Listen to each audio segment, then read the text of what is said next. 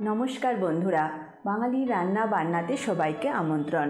যখনই নতুন কিছু খেতে ইচ্ছা করবে বা মনের মতো খাবার খেতে ইচ্ছা করবে, ইউটিউবে গিয়ে লিখুন বাঙালি রান্না বান্না আর সাবস্ক্রাইব করে দিন আমার চ্যানেল।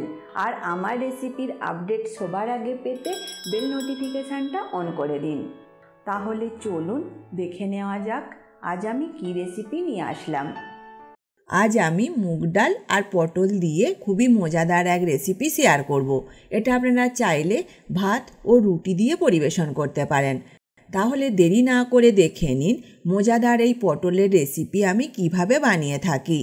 এখানে নিয়েছি মুগের ডাল 1 কাপের 4 ভাগের 1 ভাগ, নিয়েছি 6টা পটল, পটলের 2 ধার আর মাঝে মাঝে খোসা ফেলে দিয়ে 2 ভাগ করে নিয়েছি।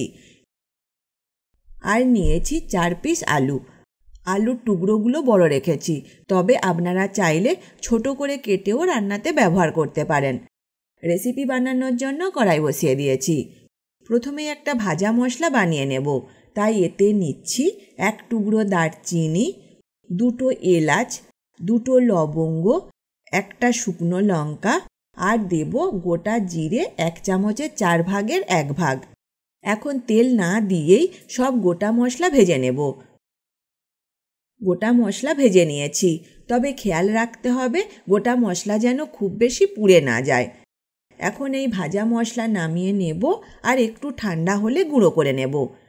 ভাজা মশলা গুঁড়ো করে নিয়েছি। এরপর কড়াইতে মুগ ডালটা নিয়ে নিচ্ছি। এবার তেল না দিয়েই ভেজে নেব। ডাল ভেজে নিয়েছি। এখন এই ভাজা ডাল নামিয়ে ধুয়ে নেব। ভাজা ডাল আমি ভালোভাবে ধুয়ে নিয়েছি। এরপর কড়াইতে ডাল সেদ্ধ করবার জন্য জল নিয়ে নেব।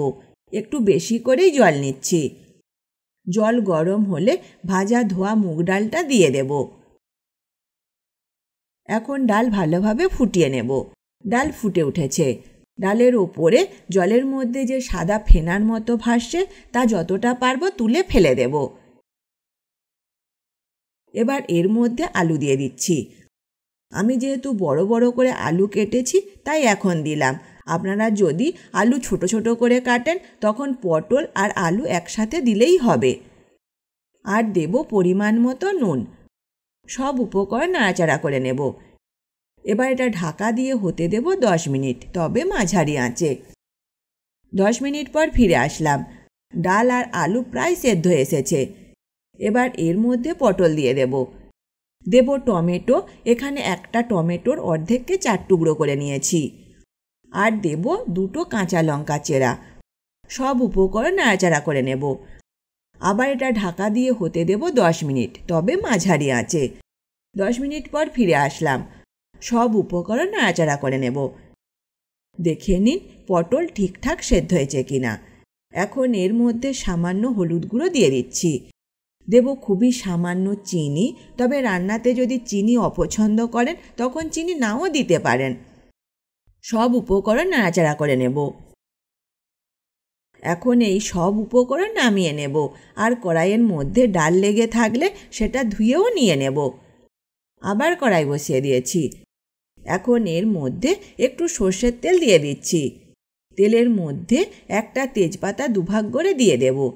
2টো গোটা শুকনো লঙ্কা একটু করে ছিঁড়ে দিয়ে দিচ্ছি সামান্য 5 ফোড়ন আর দেব গ্রেট করা আদা 1 চামচের 4 ভাগের 1 ভাগ।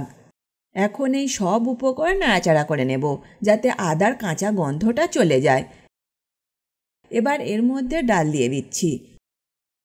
যদি মনে হয় আরও নুন লাগবে তাহলে এ সময় দিয়ে দিতে পারেন। এখন এর মধ্যে সামান্য ঘি দিয়ে দিচ্ছি। আর দেব ভাজা মশলা, যেটা আমি রান্নার শুরুতেই বানিয়ে নিয়েছিলাম। সব উপকরণ নাড়াচাড়া করে নেব। বানিয়ে নিলাম ডাল পটল। আর এই রেসিপি যদি আপনাদের ভালো লেগে থাকে অবশ্যই লাইক বা কমেন্ট করে জানাবেন। পারলে বন্ধুদের সাথে শেয়ার করে দিতে কিন্তু ভুলবেন না। আজ তবে এই পর্যন্ত থাক। আবার দেখা হবে নতুন এক রেসিপির সাথে। ভালো থাকবেন, সুস্থ থাকবেন। ধন্যবাদ।